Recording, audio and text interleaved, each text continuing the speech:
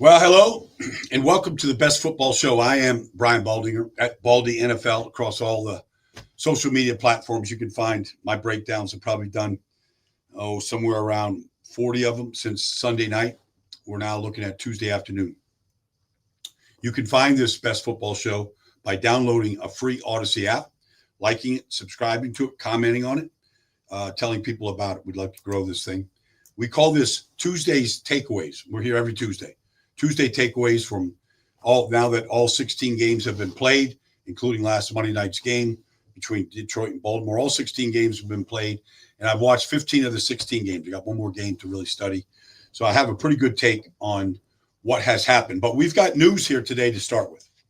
In New York, after that dreadful performance by the Giants to Kansas City, losing 23-9, Jackson Dart has been named the starter.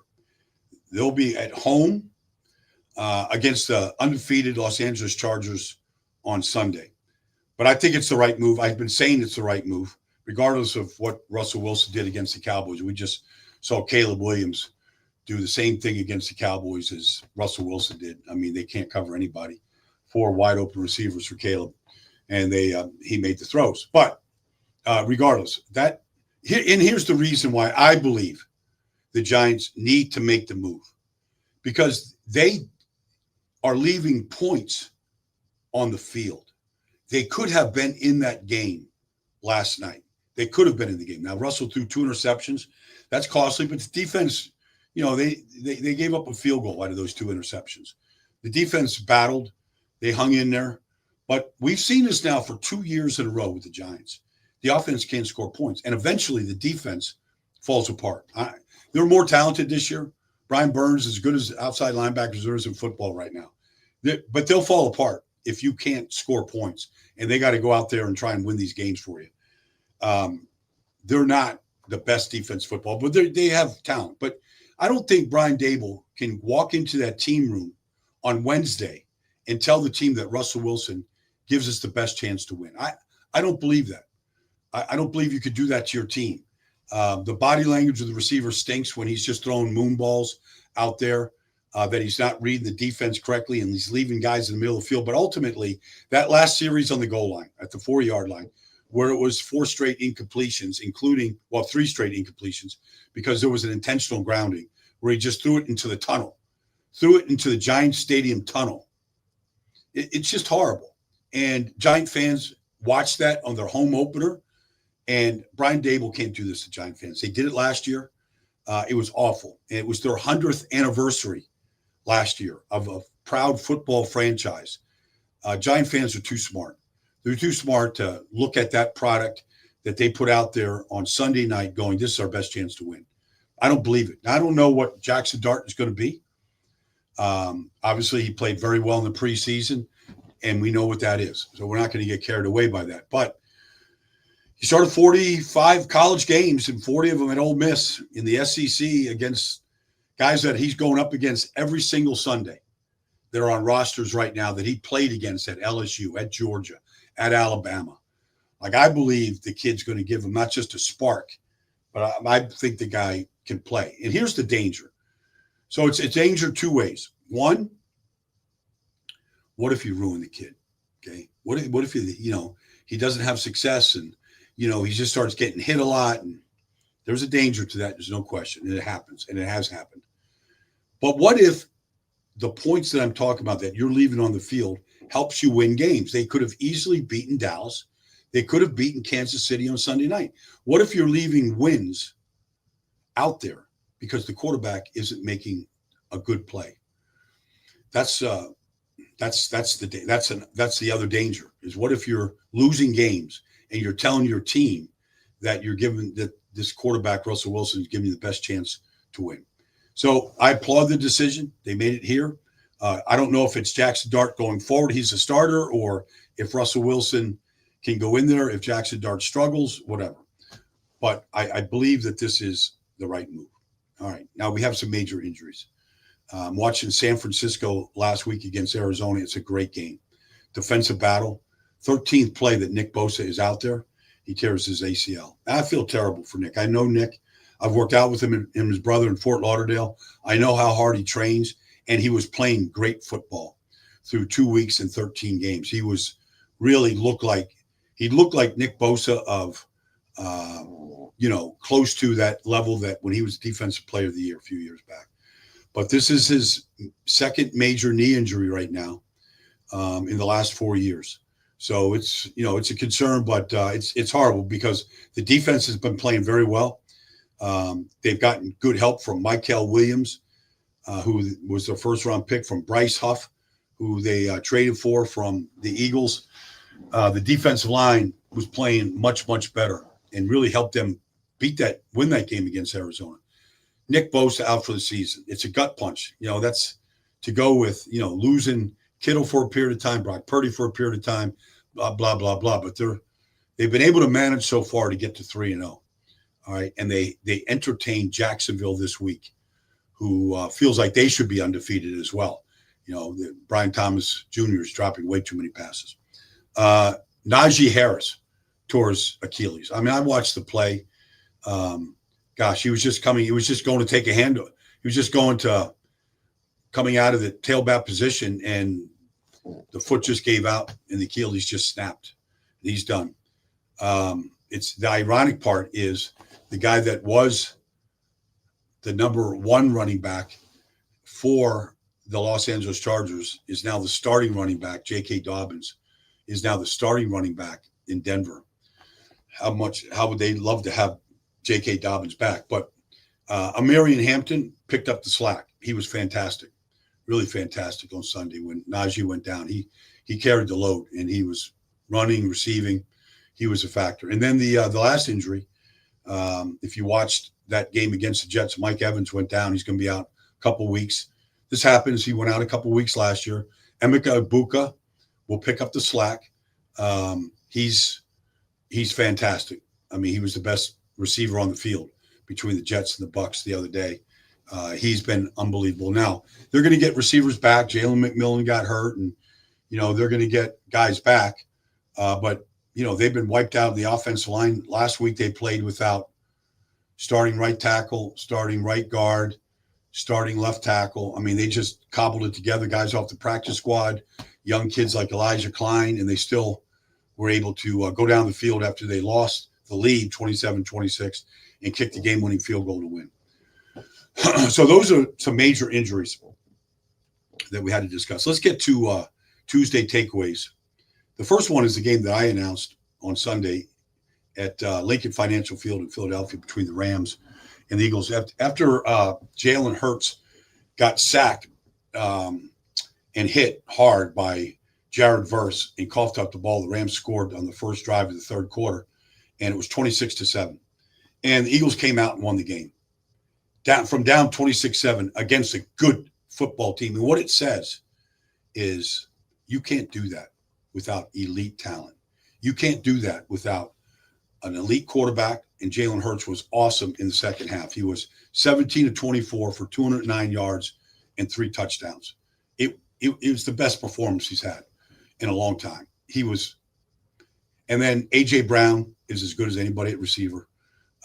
He was just dynamic. And Devontae Smith caught the game-winning touchdown from the 5-yard line. I mean, just elite talent. They lose Lane Johnson, the best right tackle in all of football.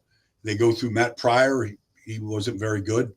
Fred Johnson, who they let go to free agency in Jacksonville in the offseason. They bring him back after Jacksonville said, we'll trade you back to Fred. We're fine. And Fred locked down everybody he went against. Byron Young, Jared Verse, you name it. He was tremendous. And the protection was very good. And then they blocked 2 field goals late in the fourth quarter, including the field goal with no time left on the clock by Jordan Davis, who rambled 61 yards to give him an extra score. He looked like what he was, the 13th pick in the draft.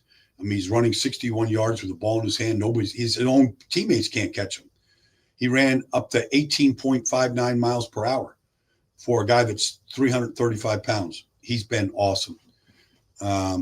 You can't come back from 26-7 without elite talent. Zach Bond had another unbelievable game, intercepted Matt Stafford. Saquon did enough. He wasn't great, but he did enough. They just have elite talent. That's how you do that. My next Tuesday's takeaway is Cleveland Browns beat the Green Bay Packers, the undefeated Green Bay Packers, and they beat them up.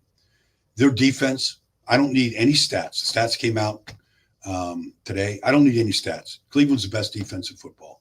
And Jim Schwartz, who's won a Super Bowl as a defense coordinator in Philadelphia, has had teams in the playoffs, is very talented. But you can't be the best defense in football if you don't have great players. And so Carson Schlesinger, second-round pick at UCLA, I think he's played every snap so far. He's been dynamic. Mason Graham, their first-round pick, has been incredible. He's given them pass rush. They stopped the run. Last week, Josh Jacobs, ran 16 times for 30 yards. Derrick Henry, the week before, ran for 30 yards. Like, they just shut down two of the best running backs in football 2 weeks in a row. And at the same time, it's one thing to stop the run. You can sell out and blitz the run. You can do all kinds of stuff to limit a running back. But usually you give up plays on the back end. Cleveland still sacked Jordan Love 5 times, hit him 8 times. And they did it with twist stunts and rushing 4 and Myles Garrett. And Cleveland is the best defense in football. That's a takeaway. The battle at SoFi Stadium last week between the Chargers and the Broncos looked like a playoff atmosphere. Chargers scored 10 points in the final 4 minutes to win the game. They lose their starting right guard, Mekhi Becton. They lose Trey Pipkins, their starting right tackle. They lose Najee Harris. Justin Herbert is at an MVP level right now. And maybe the comeback player of the year is Quentin Johnston. He's not just catching the ball right now. Like, Patrick Surtain is saying he's the number one receiver and lining up on him. Like, Quentin Johnston is now, whatever happened, it's early, it's 3 games, but he's not dropping the ball. He's getting open. He's running away from defenses. He's been a revelation. Getting Keenan Allen back certainly helps because he still has the touchdown throw from Justin Herbert from 20 yards out to tie the score at 20. It was an amazing play by Herbert, just, avoiding the rush of Nick Bonito and Zach Allen, and then getting hit by Bonito and making that throw to Keenan Allen was elite, just an elite play. Two very good teams, but Denver has collapsed 2 weeks in a row. It's a concern. The defense is still very talented, but the Colts came back to beat them last week. Obviously, they had a chance to the field goal. They missed it, and then the Chargers came back from a 10-point deficit. So very, very impressive by the Chargers. Last night, we all saw Detroit take the Baltimore Ravens apart. And week 1, when they lost to Green Bay, you thought, okay, losing the coaches, losing the center, Frank Ragnow, losing the right guard, Kevin Zeitler, it caught up to him. Except it hadn't caught up to him. Last night, their offense clicked as well as any offense that I've watched in football this year so far. They ran the ball for 225 yards. You saw David Montgomery rip off a 75-yard run. They played not good. They played great up front. Tate Ratledge, the new right guard. Glasgow, the new center. The new left guard. It was really something to watch. They ran basically the same inside zone plays, and they just pushed the Ravens around. And they protected Jared Goff. I mean, he wasn't sacked in the game. First game in years, the Ravens didn't get a sack. The other thing is, we know that Dan Campbell is somewhat of a riverboat gambler. He went for 3 4th downs, including one on their opening drive last night.